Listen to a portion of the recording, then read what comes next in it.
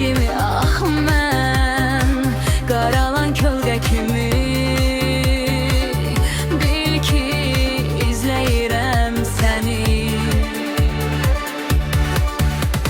Əllərini uzat gülüm, ümidimi üzmə məni, məni.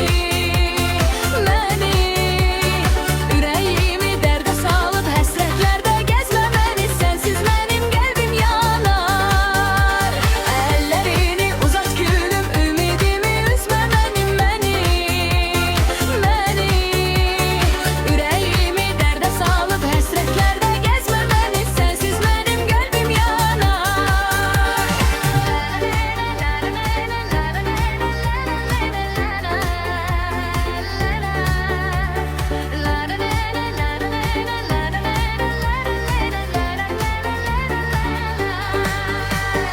Bir təsəlli verənimiz yox, qəlbimdən yaralıyam. Bəlkə ayrılmamaq dəyməz.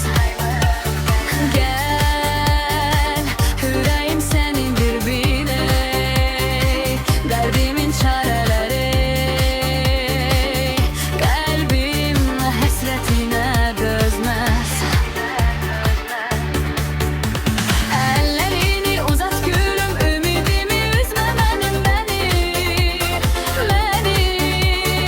Ürəyimi dərdə salıb həsrətlərdə gəzmə məni, sənsiz mənim qəlbim yanar. Əllərini uzat gülüm, ümidimi üzmə mənim, məni. Ürəyimi dərdə salıb həsrətlərdə gəzmə məni, sənsiz mənim qəlbim yanar.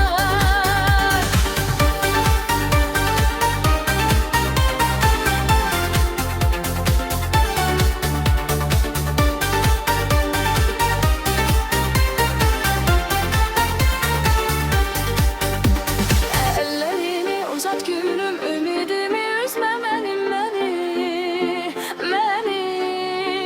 Ürəyimi dərdə salıb həsrətlərdə gəzmə məni, sənsiz mənim qəlbim yanar.